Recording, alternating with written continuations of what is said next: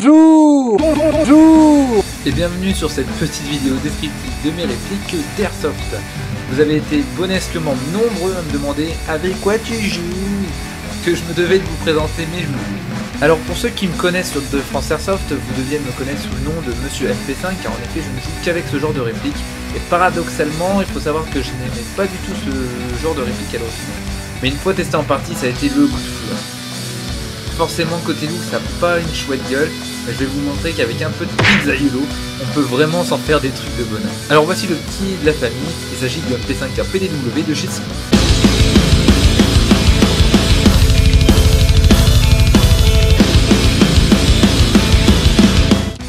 Mon schéma de montage est assez simple et toujours le même. On retrouve dessus un Neotech 552, une poignée AFG2 et la partie RIS qui se trouve à l'avant.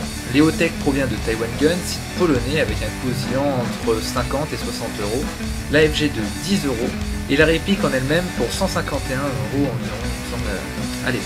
Pour le RIS, il provient de chez E-Bike, au States my girl. Ce MP5 est typé pour le CQB, la portée d'origine est tout à fait appréciable pour une puissance au chronie de 330 fps.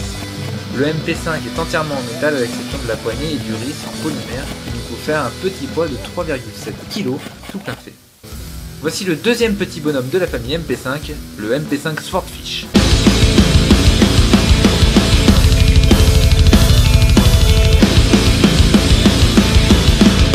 Alors avec un profil et une taille moyenne, c'est le MP5 que j'utilise pour tout type de terrain, CQB ou extérieur. Pour le schéma de montage, c'est encore la même chose, un MP5 de chez Sigma EBD à 150 euros et des parapluies, un Neotech 551 à cinquantaine d'euros, des reproductions de Mir McPool à 13 euros et une poignée AFG2 à 10 euros provenant de chez Taiwan Gun. Pour le rail long et le cache-flamme, il s'agit du kit Swordfish de chez E-Bike. Le kit apporte un réel aspect futuriste à la réplique et confère en plus un bon petit poids dans les bras avec ses 4,6 kg. Voici la troisième bestiole pour mon projet MP5 anti-snipe, le MP5 de bonhomme.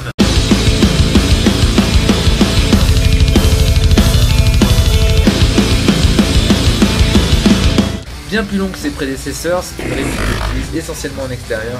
Vous n'aurez certainement pas reconnu mon MP5 SD6 et c'est bien normal, il m'a servi de base encore une fois. J'ai monté moi-même un RIS avec des rails de récup posés sur une structure métallique reliée à des tiges métalliques, bref un gros bordel qui couvre un canon de précision Guarder pour G3 de 6,03 acheté sur Taiwan Gun pour une trentaine d'euros.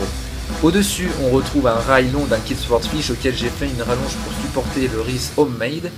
Dessus, on retrouve un Neotech XPS avec réticule radioactif pour environ 60 euros, des repros de Mir McPool et un ANPEQ 15 fonctionnel de chez Taiwan Gun pour 55 euros. Aux extrémités, j'ai placé un silencieux pour faire un petit peu de style, une sacoche pour cross, et enfin en dessous un bipied que m'a gentiment échangé mon kamikaze de G5.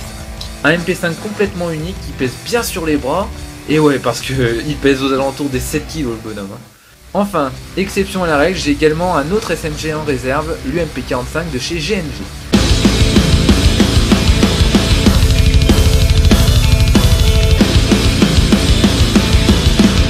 Toujours comme c'est que peint, on retrouve un Neotech 553 de chez Taiwan Gun à 57 euros, une poignée AFG2 ainsi qu'une reproduction d'ANPEQ 15.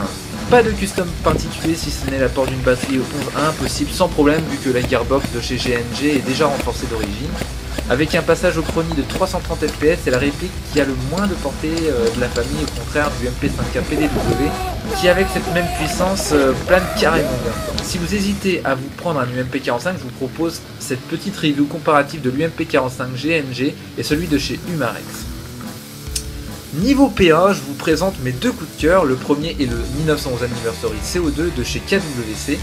C'est le PA que j'utilise le plus fréquemment en vidéo, précision, portée, gros qui tape sa mère, il n'y a pas à dire, c'est un bon petit PA. Bon. Le deuxième est le Glock Dissect de chez APS, et là aussi c'est une sacrée merveille. Pour 80 € sur Taiwan Gun, vous avez un sacré PA de bonhomme. Il fonctionne à CO2 avec des chargeurs d'un fonctionnement inhabituel. Je m'explique. La cartouche s'insère à l'envers, le gaz est libéré dans le chargeur et évite du coup bien moins de soucis au niveau des valves des chargeurs traditionnels. Les mires sont phosphorescentes, on retrouve un petit logo Skull sur la culasse pour la classe. Le kick est vraiment impressionnant et la précision terrible avec son canon de 6,03 d'origine. Bref, deux jolis PA que je vous recommande fortement. Voilà mes gros bonhommes, cette vidéo s'achève ici, j'espère qu'elle vous aura plu. Si c'est le cas, n'hésitez pas à la partager, à laisser un petit mot doux dessous, ce sera super mignon. Je vous dis à très bientôt pour d'autres moments bien gogol.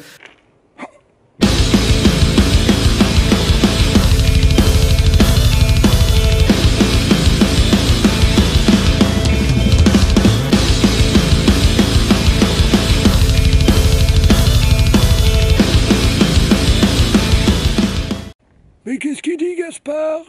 Bonjour, je vais vous présenter ma bite. Il y a une bite, et puis il y a une réplique, et puis on comprend pas comment on fait. Alors je demande le soutien de toute la communauté airsoftée. Comment on fait pour mettre la bite?